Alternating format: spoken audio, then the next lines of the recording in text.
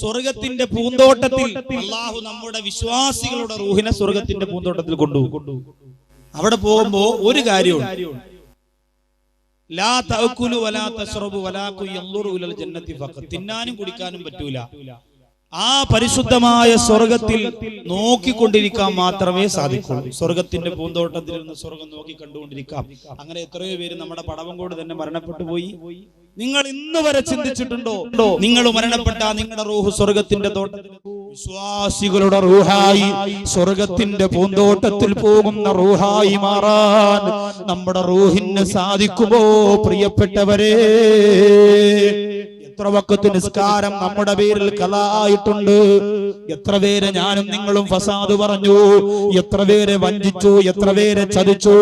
ഈ പരിശുദ്ധമായ പള്ളിയോട് തന്നെ എത്ര ക്രൂരതയാണ് ഞാനും നിങ്ങളും ചെയ്തു പോയത്. ഒന്ന് ചിന്തിക്കണേ.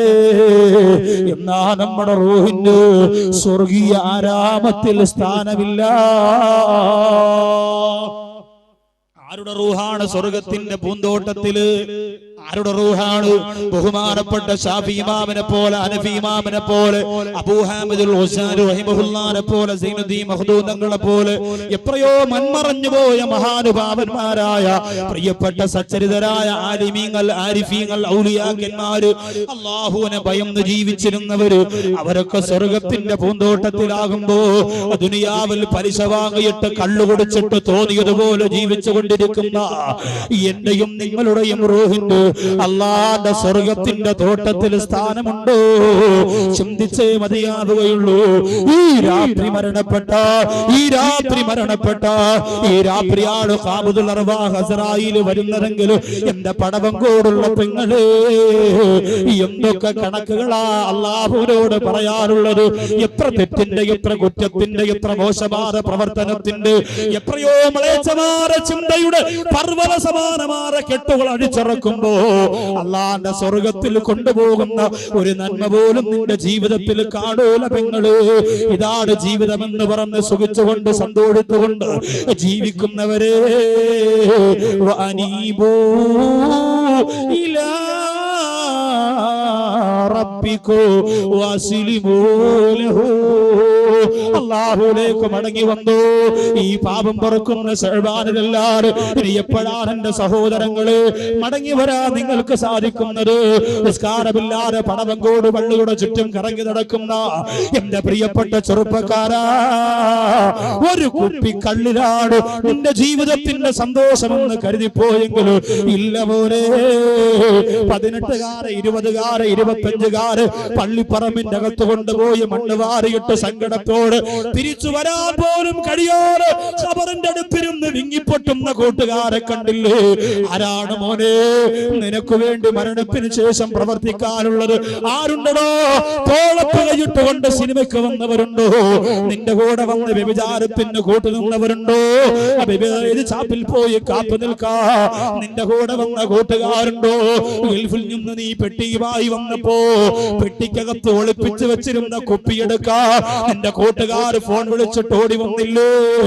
വീട് പാല് കാച്ചിയപ്പോ കുപ്പിയെടുത്തില്ലേ? കല്യാണത്തിന്റെ തലേ ദിവസം കുപ്പിയെടുത്തില്ലേ? ഭാര്യ പ്രസവിച്ചപ്പോ കുപ്പിയെടുത്തില്ലേ?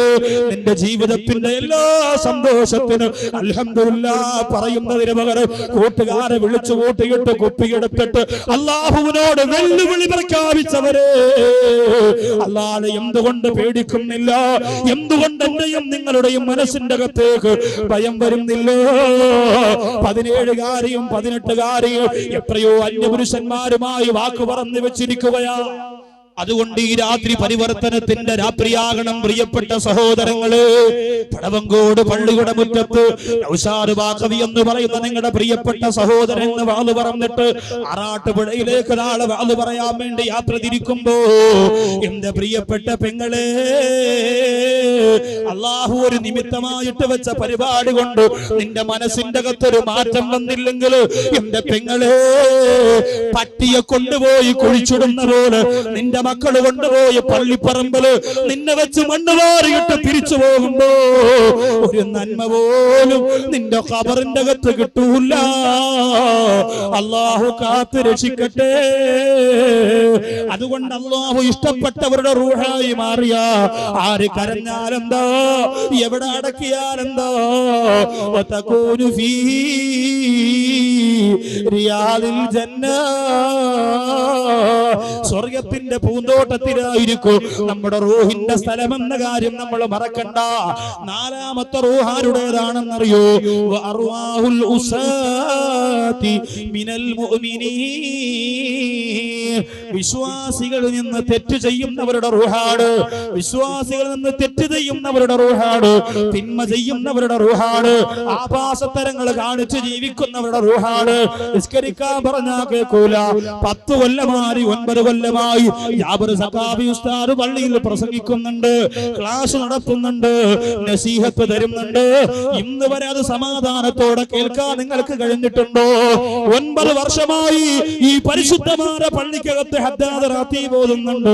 അതെന്തെന്ന് ചോദിച്ചാ മറുപടി പറയാനുള്ള, അത് എന്താണെന്ന് ബോധമുള്ള എത്ര ചെറുപ്പക്കാരാണുള്ളത്? എന്റെ സഹോദരങ്ങള്, എനിക്ക് എന്റെ ഉസ്താദിനോട് പറയാനുള്ളത്, 9 കൊല്ലമൊക്കെ മതി ഉസ്താദ്, നന്നായില്ലെങ്കിൽ പടച്ചവന്റെ കയ്യിൽ ഏൽപ്പിച്ചിട്ട് ഇറങ്ങിപ്പോക്കോ.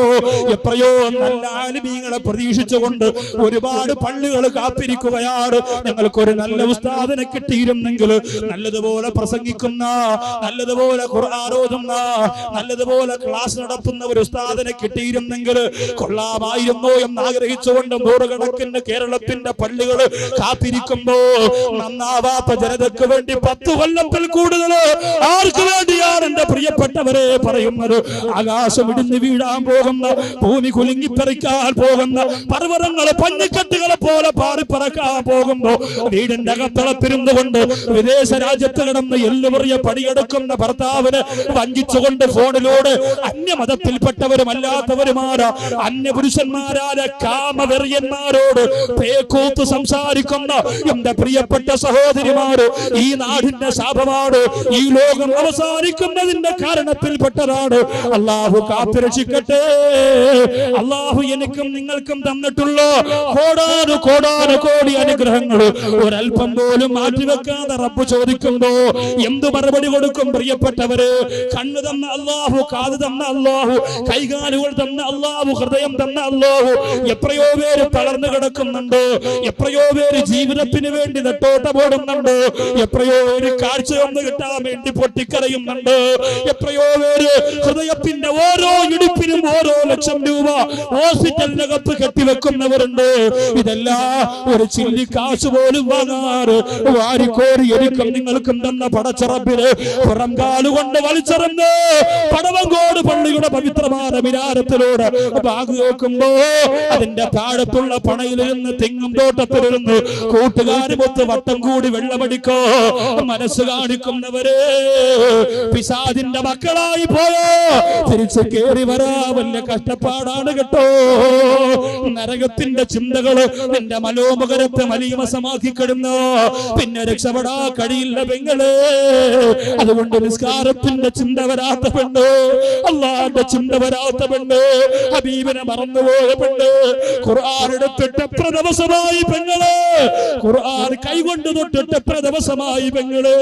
അങ്ങനെയുള്ള മനോമുഖരത്തിലൂടെ ജീവിച്ചു കൊണ്ടിരിക്കുന്നവര് അള്ളാഹുവിന്റെ അദാബ് വരുന്നതിന് മുമ്പ് പരിശുദ്ധ ശഅബാനിന്റെ ഈ രാത്രി പരിവർത്തനത്തിന്റെ പടപ്പാട്ട് പാടി അള്ളാഹുവിന്റെ പൊരുത്തത്തിലേക്ക് പറന്നുയരുന്ന യഥാർത്ഥ മുഖ്ലിസീങ്ങളായി മാറിക്കോ.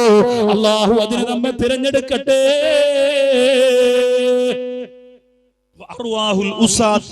മാതാപിതാക്കളെ വഴിപ്പെടൂല, ഭർത്താവിനെ വഞ്ചിക്കുന്നു, ഭാര്യയെ വഞ്ചിക്കുന്നു, മക്കളെ മര്യാദ പഠിപ്പിക്കൂല, ഖുർആൻ ഓതൂല, ഒരു ദീനി ചുവയുമില്ല.